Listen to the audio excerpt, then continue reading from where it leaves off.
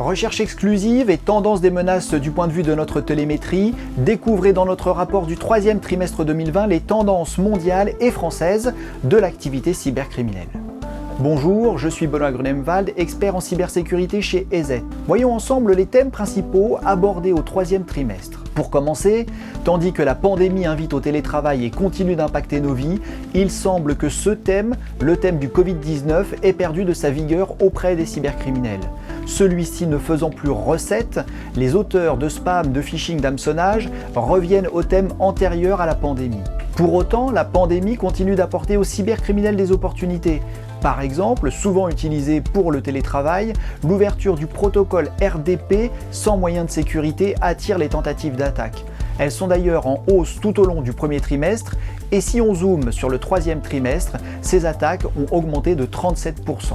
Parmi les autres sujets d'actualité, nous pouvons citer l'évolution des ransomware, c'est un sujet que nos chercheurs suivent de très près. Étonnamment, nous constatons la reprise des activités de mineurs de crypto-monnaies. Leur activité était en déclin depuis 7 trimestres consécutifs. Notons également le retour des motettes ainsi que la recrudescence des malwares bancaires Android.